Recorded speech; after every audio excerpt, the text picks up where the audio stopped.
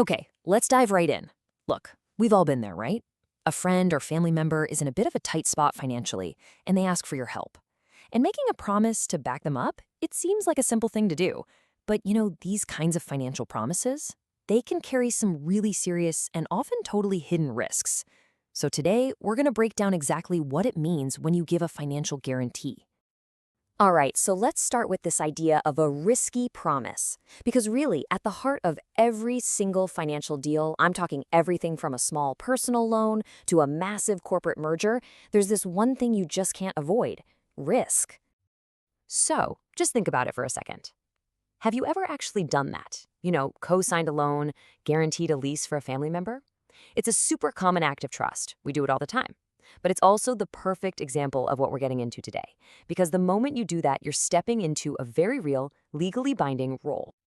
And for the person or the company who's actually lending the money, what we call the creditor, this is their absolute number one concern. I mean, how can they be sure they're going to get their money back? Before any ink ever dries on a contract, they have to find a way to manage that risk of someone just not paying. So how do they solve this? Well, they use what's basically a financial safety net.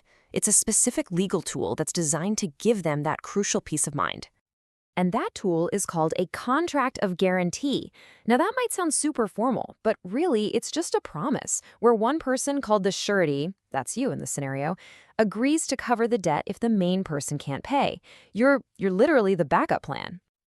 Okay, so in every one of these guarantees, you've got three key players. Think of it like a three-person play. First, you have the principal debtor, that's the borrower. Then you've got the creditor, that's the lender. And then there's the crucial third person, the surety or guarantor. That's the one who makes the whole deal possible by promising to step in if things go south. Now, this next part is where you really need to pay attention. Because not all guarantees are created equal. Not even close. They basically come in two main flavors, and understanding the difference between them is absolutely critical for knowing how much risk you're actually taking on. So, what are these two flavors? Well, on one hand, you have a specific guarantee. Think of this as a one-and-done deal. It's for a single, specific debt, and once that debt is paid, poof, it's over. But on the other hand, you have the continuing guarantee, and this one's much more open-ended. It's designed to cover a whole series of transactions over time. Okay, let's make this super concrete with an example.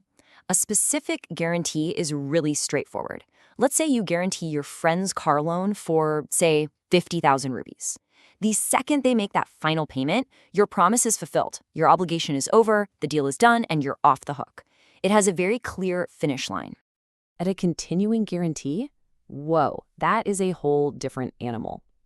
Imagine you guarantee payments for a small business that's always ordering inventory from a supplier. Your guarantee doesn't just cover that first order. It covers every single purchase they make from then on. Your liability just keeps on rolling, month after month, until you take very specific, formal steps to end it. All right, so beyond just those two main types, there's a little bit of fine print we need to talk about. A few more crucial details you'll definitely want to know. So big question is, can you get out of one of these things? Well, with a continuing guarantee, the answer is usually yes, but only for future transactions, and you have to give proper notice. It also typically ends automatically if the surety, the guarantor, passes away. But, and this is a big but, you have to watch out. Some guarantees are baked into a larger contract, and those might be set up to be completely irrevocable, no backing out. And here is a hugely important, practical tip. If you remember nothing else, remember this. While the law might say you can make a guarantee with just a spoken promise, you should always, always, always get it in writing. A written agreement is just so much easier to prove and enforce if things go wrong. Seriously, protect yourself. Get it on paper. Okay, if all this feels like a lot to juggle, here's a super simple way to remember the key concepts. Just think of the letters SCR. S is for a specific, one-time guarantee. C is for a continuing, ongoing one, and R is your reminder to always check if it's revocable. SCR. It's a really simple trick to keep the main ideas straight in your head. All right, let's pull all of this together now, because at the end of the day, knowing the difference between these guarantees isn't just some boring legal theory. This is about protecting your own financial future. So here's the bottom line, the most crucial takeaway from all this. The type of guarantee you sign, whether it's specific or continuing, directly determines how much and for how long you're on the hook. One is a defined one-time risk with a clear end. The other, well, the other is an ongoing commitment that could last for years and cover who knows how many future deals. And really, this all boils down to one final, really critical question that you have to ask yourself before you ever sign on that dotted line. Are you truly prepared, both financially and emotionally, to become the debtor, to take on the entire debt yourself? Because at the end of the day, that is the promise you are making.